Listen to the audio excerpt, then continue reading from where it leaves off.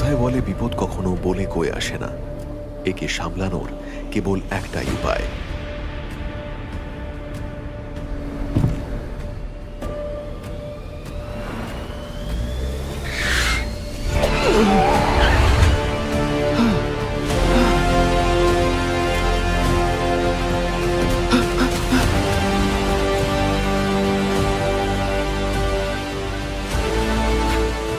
এই আমি কি করে ফেললাম?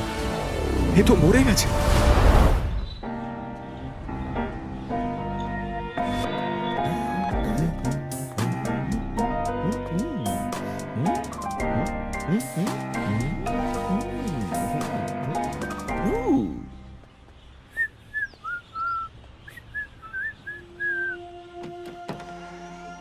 হ্যাঁ, সব গেল কই?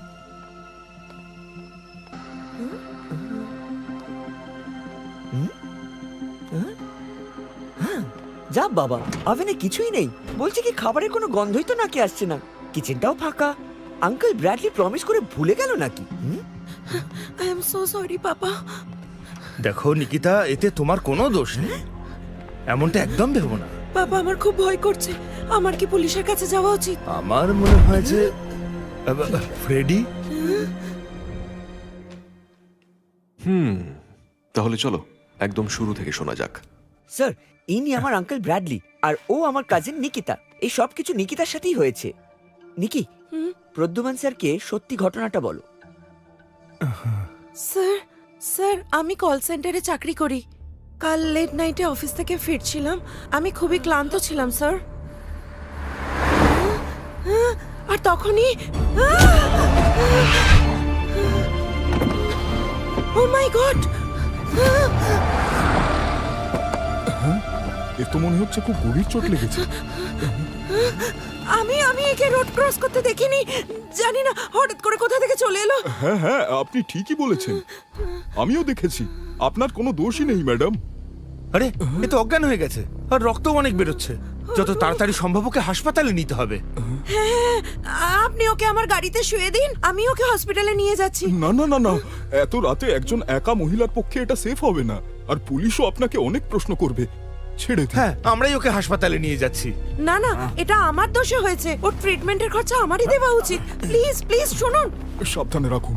আরে ম্যাডাম, আপনি চিন্তা করবেন না, হাসপাতাল এখান থেকে মাত্র 5 মিনিট দূরে। আপনি আপনার আইডি ডিটেলস আমাকে দিয়ে দিন, দরকার পড়লে আমি নিজে আপনার সঙ্গে যোগাযোগ করে নেব। হ্যাঁ হ্যাঁ, এই তো দিচ্ছি। আরে ম্যাডাম, কিন্তু আমিও ম্যাডাম, যেতে তাড়াতাড়ি চাই আপনার আপনাদের আইডিটা সঙ্গে। দিন, ব্যাস। আরে দাদা, আপনি আমার কথাটা শুনুন। আপনার সঙ্গে আমি আরে যোগাযোগ শুনুন, করে নেব, আমিও আপনি সাথে টেনশন যেতে করবেন পারি। না। আমাকেও সাথে নিয়ে চলুন না। কিন্তু আমি বাড়ি ফিরতে পারিনি।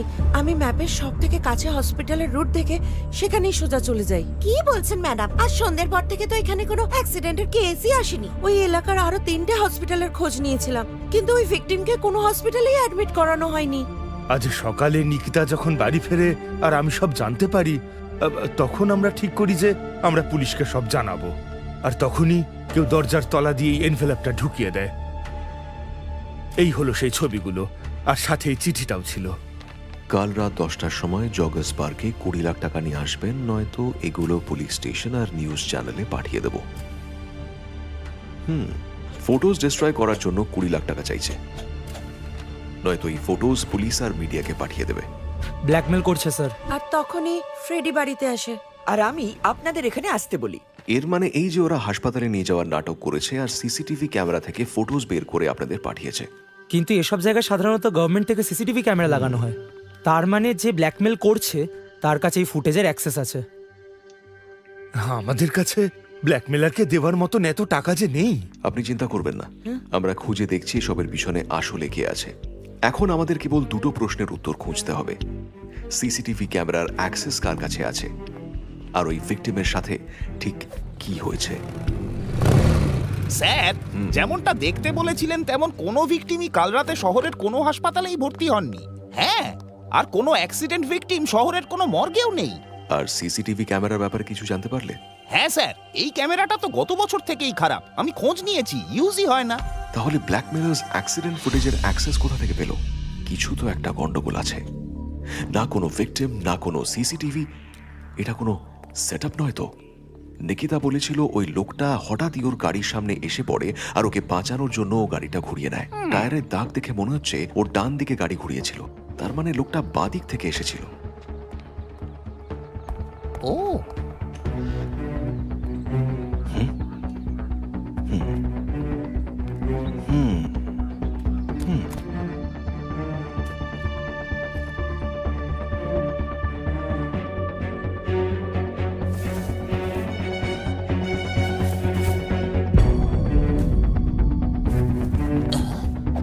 কোনো ঘাস, খালি চুইংগামের র্যাপার্স আর আধ খাওয়া আপেল। কেউ এখানে অপেক্ষা করছিল, হয়তো ভিকটিম। স্যার, নিকিতার গাড়ির ফ্রন্ট বাম্পারে যে রক্তটা লেগেছিল না, ফরেনসিক টিম কিন্তু সেটা চেক করে আর সেই ফেলেছে। রক্তের দাগ নকল, তাই তো? কারণ এই অ্যাক্সিডেন্ট আসলে একটা নাটক, এটা আসলে একটা স্ক্যাম, একটা সেটআপ। কিন্তু এটা একটু বেশি ডেঞ্জারাস নয় স্যার? ওই লোকটা হঠাৎই নিকিতার গাড়ির সামনে চলে এলো। ও কি করে ভাবলো যে নিকিতা ওকে বাঁচানোর জন্য গাড়িটা ঘোরাবে? ধাক্কাও তো মারতে পারতো স্যার। নিজের জীবনের প্রতি ওর কোনো ভয় নেই নাকি? এটাই তো আমি বুঝতে পারছি না। সুশীল, হ্যাঁ, ফরেন্সিকে চেক করাও। ভিকটিমের জুতোয় কি লেগেছিল? Okay sir. আমার তো মনে হচ্ছে শুকনো ঘাস, কিন্তু এখানে আশেপাশে কোথাও শুকনো ঘাস নেই। হয়তো কোনো ক্লু পাওয়া যাবে। ভয় আর নিজেকে দোষ দেওয়া, মানুষের এই দুটো ইমোশন নিয়ে খেলা সব থেকে সহজ। আর ব্ল্যাকমেলার্স এটা খুব ভালো করেই জানতো। নিকিতা, তুমি ক্রিমিনাল ন, ভিকটিম। ওই ব্ল্যাকমেলার্স এর স্ক্যামের ভিকটিম। এটা একটা সেটআপ ছিল। ওই ভিকটিম আর রক্ত সব ফেক ছিল। তুমি কাউকেই অ্যাক্সিডেন্ট করোনি।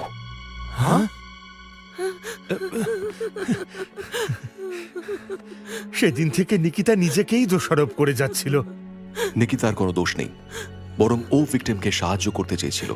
আচ্ছা নিকিতা, তোমার ভিকটিমের চেহারা মনে আছে? বা তাদের যারা তোমাকে হেল্প করার নাটক করেছিল? না তো, আসলে সবকিছু এত তাড়াতাড়ি ঘটে গেল যে আমি ভয় পেয়ে গেছিলাম। কিন্তু ওই বাইকের লোকটার মুখ যদি আমি আবার দেখি তাহলে হয়তো চিনতে পারবো। শুধু ওই লোকটাই ছিল যে আমার সাথে কথা বলছিল, কিন্তু সেভাবে কিছুই ডেসক্রাইব করতে পারবো না। স্যার, আমরা যে ওই শুকনো ঘাসগুলো পেয়েছিলাম সেটা ফরেনসিকের লোকেরা চেক করেছে। স্যার, ওটা মাটি ছিল না, ঘোড়ার পটি। আর এই লোকটা হয়তো এমন জায়গায় ছিল যেখানে শুকনো ঘাস আর ঘোড়ার পটি থাকে।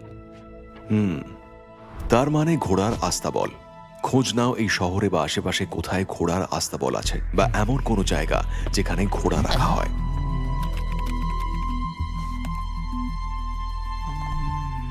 স্যার, আমাদের শহরে 3টে আস্তাবল আছে। তো সেগুলো অ্যাক্সিডেন্ট সাইট থেকে কতটা দূর? একটা 89 কিলোমিটার, দ্বিতীয়টা 120 কিলোমিটার দূরে, আর তৃতীয়টা অ্যাক্সিডেন্ট সাইট থেকে মাত্র 2 কিলোমিটার দূরে। আমাকে তাড়াতাড়ি ওখানকার অ্যাড্রেস পাঠাও। সবার প্রথমে আমরা ওখানেই যাব। দয়া, ভিকটিমের ইমেজের কি স্ট্যাটাস? স্যার, এটা সিসিটিভি ইমেজ। খুব ক্লিয়ার নয়, কিন্তু আমি এটা তাড়াতাড়ি ক্র্যাক করে ফেলবো। ঠিক আছে, আমাকে আপডেট দিও। Yes sir. গাইজ, আমি রিসার্চ করছিলাম যে ওই এরিয়ায় আর কোনো স্ক্যাম হয়েছে কিনা। আমি কিছু লেটেস্ট আর্টিকেল পেয়েছি, 8 মাসের পুরনো।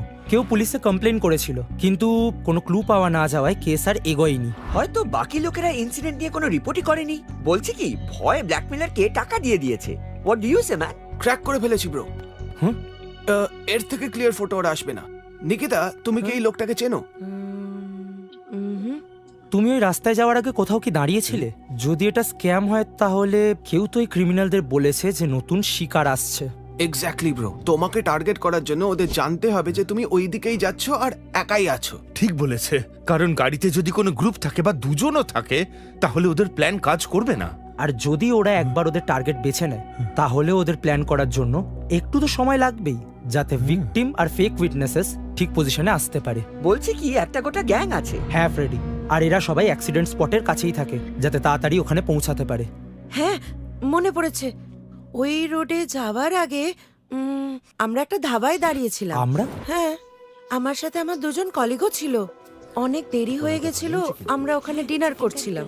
আর ডিনারের পর ওরা অন্য ডিরেকশনে চলে গেল, আর আমি ওই রোডের দিকে। তুমি কি ডেলি ওই রাস্তা দিয়েই আসো? না, ইউজুয়ালি আমি হাইওয়ে ধরে আসি, কিন্তু সেদিন যখন আমি ধাবাতে গেছিলাম তখন আমার বন্ধুদের এমনিই বলছিলাম যে বাড়ি পৌঁছাতে আমার 1 ঘন্টার বেশি লেগে যাবে। সেটা ওখানকার ম্যানেজার শুনতে পায়, আর সেই আমাকে ওই রোডের কথাটা বলে। গাইস, ওই ধাবাতে গিয়ে আমাদের খোঁজ নিতে হবে। কি ফ্রেডি, তোমার খিদে পেয়েছে তো?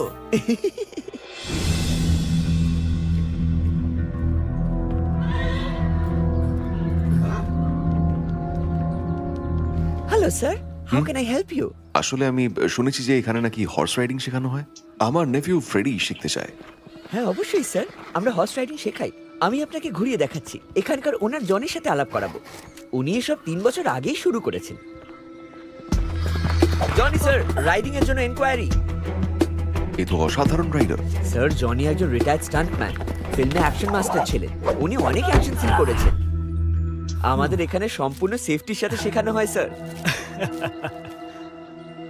Hello, how can I help you? আরে ফ্রেডি, তোমার পেট নাকি কুয়ো? থামো। কুয়ো না, খাল। হোয়াট ম্যান, তোমরা এমন ভাবে বলছো যেন শুধু আমারই মুখ আছে। বলছি কি, তোমরাও তো খেয়েছো। হ্যাঁ হ্যাঁ, আমরাই তো খেয়েছি। ব্যাস হয়ে গেছে, বিলটা চেয়ে নি। আমরা অলরেডি লেট হয়ে গেছি। আচ্ছা বেশ, আঙ্কেল প্লিজ গিভ দ্য বিল। আরে ভাই, এখানে সব কার্ড ফাট চলে না, বুঝলে, শুধু ক্যাশ। কিন্তু আমার কাছে তো এত ক্যাশ নেই। Guys, do you have any? Uncle, আমি আপনাকে ফোনে পে করে দিচ্ছি, অনলাইন পেমেন্ট। না না, শুধু ক্যাশেই পেমেন্ট হবে। তাই নাকি? তাহলে আমি বাড়ি থেকে নিয়ে আসছি, বেশি নয়, 2-3 ঘন্টা লাগবে। স্যার, এই ছেলেটা কিন্তু আর আসবে না। টাকা না দিলে ওকে ছাড়বেন না। এরকম ছেলেদের আমি খুব ভালো করে চিনি। আচ্ছা, ফোনেই পেমেন্ট করে দাও। আচ্ছা, তো দিয়ে দাও নাম্বার। তো জনি হলো আমাদের ফেক ভিকটিম। ও সেই সেম মিন্ট চুইংগাম খাচ্ছিল যার র্যাপার আমরা জঙ্গলে পেয়েছিলাম। আর স্যার, ও নিজেই একজন স্টান্টম্যান। এরা তো ফিল্মে এই কাজই করে। তার মানে ও ভালো করেই জানে যে কারের সামনে ঝাঁপ মারার পরেও কিভাবে বাঁচতে হয়। 1 মিনিট স্যার, আপনার অফিসে ওই ধাবা ম্যানেজারের ফোন কল ডিটেলস আসবে। আমি খুব ইন্টারেস্টিং কিছু দেখতে পেয়েছি। মানে আমরা ঠিকই সন্দেহ করেছি। এই দেখুন স্যার, নিকিতা বলেছিল ও রাতে প্রায় 11:50 ধাবায় গেছিল আর 1টার সময় বেরিয়ে আসে। সেই রাতে ম্যানেজার 2টো ফোন করেছিল, একটা 12:30টার সময় আর একটা 1:02 ও কাকে ফোন করেছিল? স্যার, 12:30টার সময় ও ফোন করেছিল জনিকে, যে একটা ঘোড়া রাস্তা বলে রোনার। আমাদের স্টান্টম্যান আর ফেক ভিকটিম। আর রাত 1:02 যে ফোনটা করেছিল?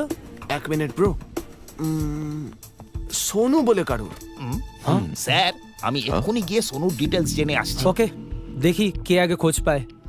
হ্যালো, হ্যালো স্যার, আমি টিবিএইচ ব্যাংক থেকে ফোন করছি। স্যার, আমরা একটা সার্ভে করছি। যারা আমাদের কোশ্চেনের অ্যান্সার দিতে পারবে আমরা লাকি ড্র করে তাদের মধ্যে থেকে উইনার বেছে নেবো। উইনার একদম ফ্রিতে একটা মোবাইল পেয়ে যাবে। আপনি কি সার্ভেতে অংশ নিতে চান? হ্যাঁ হ্যাঁ অবশ্যই, কেন নয়। শুধু টাকা পয়সা না চাইলেই হলো। না স্যার, আপনাকে কিচ্ছু দিতে হবে না। স্যার, আপনার নামটা জানতে পারি? সোনু, সোনু সিং। সোনু স্যার, আপনার প্রফেশনটা কি বলুন তো? হাই সিটি পেট্রোল পাম্প আছে না, আমি ওখানকার অ্যাটেন্ডেন্ট। আরে বাহ। স্যার, এবার আপনাকে একদম শেষ প্রশ্নটা জিজ্ঞেস করছি। হ্যাঁ, বলুন। আপনার ওয়ার্ক অ্যাড্রেস? হ্যাঁ হ্যাঁ, লিখে নিন। কেবি কলোনি রোড, নিয়ার জেপি চেকনগর। আপনি যদি উইনার হন তাহলে আমাদের ব্যাংক আপনার সাথে কন্ট্যাক্ট করবে। By sir. ব্যাস মিনিট খানেকের মধ্যেই ওর গভর্নমেন্ট আইডি কার্ডের ফটো আমাদের কাছে চলে আসবে স্যার। ওই ধাবার ম্যানেজারই তার মানে নিকিতার কথা ওদেরকে বলেছিল। হ্যাঁ, আর সে জনিকে ফোন করে। আর হয়তো জনি পেট্রোল পাম্প থেকে সোনুকে নিয়ে ওই অ্যাক্সিডেন্ট পয়েন্টে পৌঁছয়, নিজের ভিকটিমের পজিশন নিতে আর সিসিটিভি ক্যামেরা অ্যাক্সেস করতে। আর যখন নিকিতা ধাবা থেকে বেরোয় তখন ওদের ফোন করে ইনফর্ম করে দেয়। এই ভাইরা দেখো, সোনুর গভর্নমেন্ট আইডি এসে গেছে। এই তো সেই বাইকার যে আমার কন্ট্যাক্ট ডিটেলস নিয়েছিল। এরা কি চালাক, তাই না? রোডের একদিকে পেট্রোল পাম্প, আরেকদিকে ধাবা। হয়তো দুটো জায়গা থেকে টার্গেট সেট করে আর বাকি টিম মেম্বার্স বাইকার, ড্রাইভার আর ভিকটিম সেজে চলে আসে। স্যার, এদের সবাইকে তাড়াতাড়ি অ্যারেস্ট করুন। আমাদের কাছে কোনো রিয়েল এভিডেন্স নেই দয়া। আমার হাত আইনে বাঁধা। কোনো ওয়ারেন্ট ছাড়া আমি ওখানে রেডও করতে পারবো না। স্যার, কোনো তো একটা উপায় হবে। স্যার, আমরা যদি গিয়ে ওদেরকে হাতে নাতে ধরি, মানে ওদের সামনে ফাঁদ পাতবো? গ্রেট আইডিয়া সুশীল। আমি হব ওদের পরবর্তী ভিকটিম। স্যার, আমি এই সব কিছু রেকর্ড করবার জন্য ডিএসএলআর ক্যামেরা ইস্যু করে নিচ্ছি। আসলে ব্যাপারটা হলো যে অনেকদিন ধরেই ওটা ইউজ করতে চাইছিলাম। ওটা এত দামি যে ডিপার্টমেন্ট ওটার গায়ে জিপিএসও লাগিয়ে দিয়েছে। তাহলে চলো খেলা শুরু করা যাক। আরে এ তো মাথা খারাপ করে দিল। স্যার, কোথায় যাবেন? ভাই, তুমি প্যালেস প্যাভিলিয়নের রাস্তা চেনো? ওখানে আমার বোনের বিয়ে। অলরেডি অনেকটা লেট হয়ে গেছে। আমি একটা শর্টকাট রাস্তা চিনি স্যার। একটু এগিয়ে গেলে সরু একটা রাস্তা আছে, ওটা দিয়ে গেলে আপনার লোকেশনে 30 মিনিটে পৌঁছে যাবেন। আরে বাহ, থ্যাংক ইউ সো মাচ।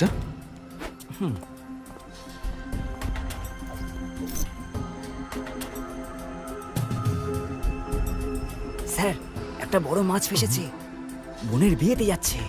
পোশাক আর গাড়ি দেখে বড় লোক মনে হচ্ছে, আমি ওকে রাস্তা বলে দিয়েছি। এবার তাড়াতাড়ি কাজ শুরু করতে হবে স্যার। হ্যালো মিস্টিক ধাবা, আমি একটা বাটার চিকেন অর্ডার করতে চাই। হ্যাঁ হ্যাঁ হ্যাঁ হ্যাঁ, হাই সিটি পেট্রোল পাম্প থেকে বলছি। বুঝতে পেরেছেন তো? সুশীল আঙ্কাল, আমাদের প্ল্যান ওয়ার্ক করছে। ও সবাইকে বলে দিয়েছে, ওরা সবাই আপনার দিকেই যাচ্ছে। কার্ডের মেশিনটা কাজ করছে না। আমি কোম্পানিতে ফোন করেছিলাম, কিন্তু ওরা বলছে যে সিস্টেম ডাউন আছে, 10 মিনিট লাগবে।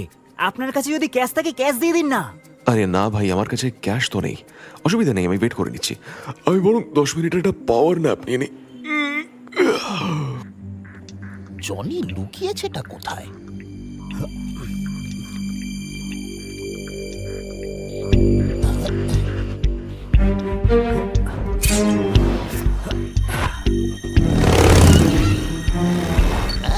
এই তো এসে গেছে জনি।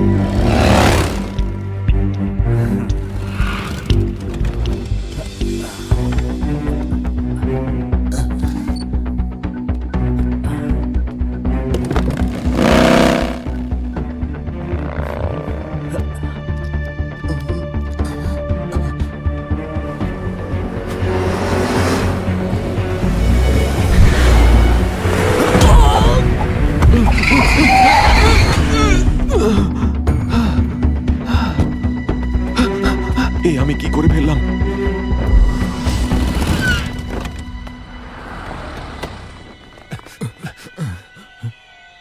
এর তো পালস চলছে না, এ তো মরে গেছে। আপনি চিন্তা করবেন না দাদা, ওকে আমরা এক্ষুনি হাসপাতালে নিয়ে যাচ্ছি। ভয় পাবেন না। আমি সত্যি ওকে দেখতে পাইনি। আমি কোনো বিপদে পড়তে চাই না। আরে দাদা, আমরা ওকে হসপিটালে নিয়ে যাচ্ছি, সব ঠিক হয়ে যাবে, একদম ভাববেন না। শুধু আপনার কন্ট্যাক্ট ডিটেলসটা দিয়ে দিন, দরকার পড়লে ফোন করব।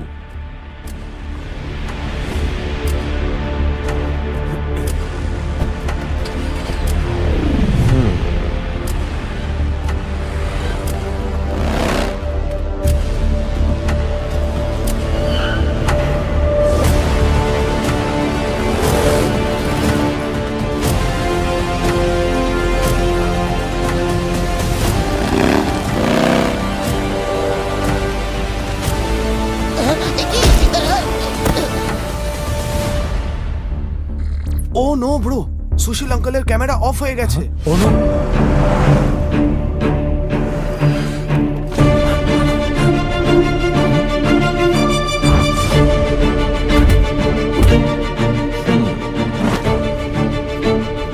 আরে সুশীলের ফোন। ওরা সুশীলকে কোথায় নিয়ে যেতে পারে? স্যার, আমার কাছে একটা আইডিয়া আছে।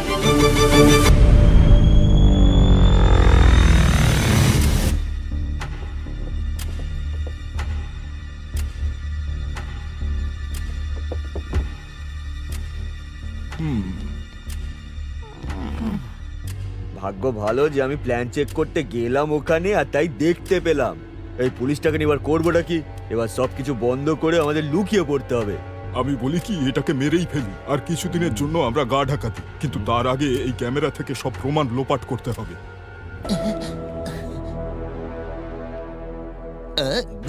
আচ্ছা দাদারা, কিছু করবার আগে আমার কথাটা একবার শুনুন। হ্যাঁ,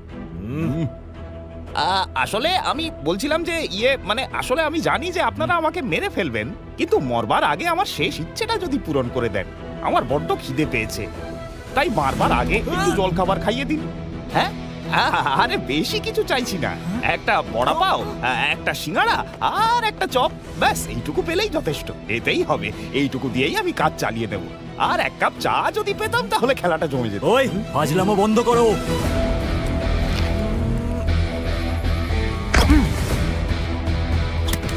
এটা কে মারলো? কে ওখানে?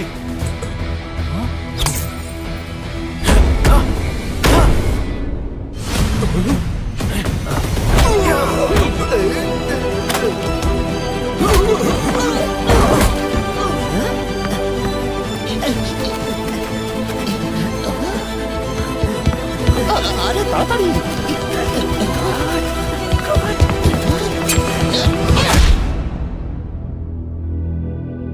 তোমরা আমাদের খুঁজে পেলে কি করে? ওই ক্যামেরাটার জন্য।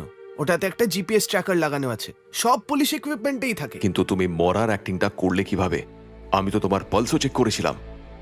ওটা আমি ম্যাজিশিয়ানের কাছ থেকে শিখেছিলাম, নিজের আর্মপিটে টেনিস বল রেখে আর তারপর আর ওটাকে চাপ দাও। আমি বুঝে গেছি, এটা করলে আর্মের ব্রকিয়াল আর্টারি দিয়ে ব্লাড ফ্লো স্লো হয়ে যায়, ফলে পালস রেটও স্লো হয়ে যায়। আর যখন কেউ তোমাকে চেক করবে তখন সে পালস ফিলই করবে না। আরে এই বাচ্চাগুলো কে? বেশি চালাকি করো না, বুঝলে? ওদের চালাক সাজার দরকার নেই, ওরা এমনিতেই চালাক। সুশীল, ব্যাকআপকে ফোন করো আর এদের জেলে ঢোকাও। আমার মাথায় একটা নতুন আইডিয়া এসেছে। এত বড় কিডন্যাপিং এর পর সুশীল আঙ্কেলের নিশ্চয়ই খুব খিদে পেয়েছে। যাওয়ার পথে যদি আমরা পিৎজা কিনে নিই। জীবনে কিছুই ফর গ্রান্টেড নেওয়া ঠিক নয়। যে কাছে আছে সে সর্বদা কাছেই থাকবে এমন কিন্তু নয়। আমরা কাকে কখন হারিয়ে ফেলবো জানি না, আর আমি এদের কাউকেই হারানোর কথা ভাবতেই পারবো না। আমি ইন্সপেক্টর